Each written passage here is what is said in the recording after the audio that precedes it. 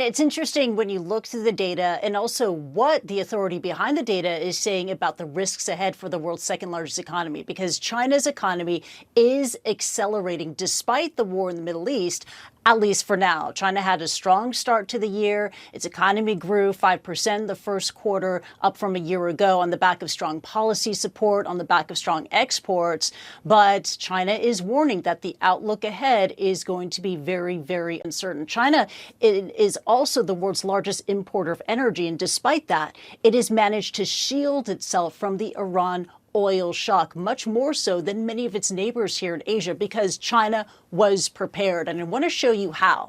And this is what China's been doing. Number one, it has the oil reserves. It has an estimated 1.3 billion barrel strategic reserve of crude. That's worth more than 4 months of imports. It's also diversified its power to include wind, solar. It also doesn't mind getting dirty. It uses coal for both energy and fertilizer.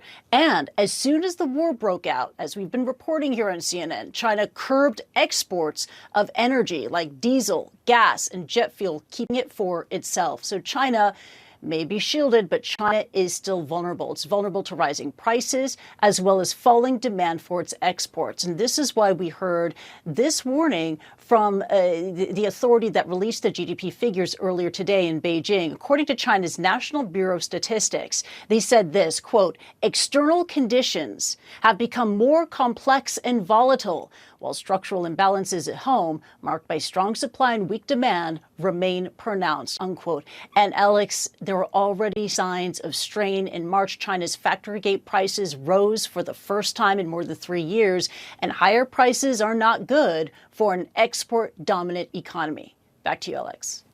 And let's talk about where the economy in terms of the markets are right now. So often in the last few weeks since the war started, we've seen a whole lot of red next to you in the graphic. Not right now, though, right? Yeah.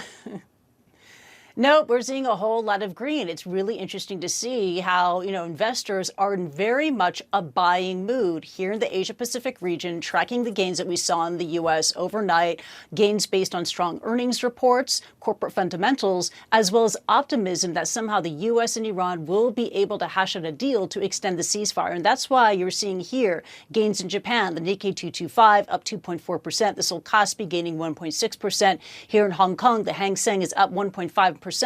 And the Shanghai Composite is gaining about 0.25%. We're seeing that investors, not just in the Asia Pacific region, but also all around the world at the moment, are very much in a buying mood. Alex. That is good news. Kristie Lu Stout for us in Hong Kong. Thank you so much. Coming up.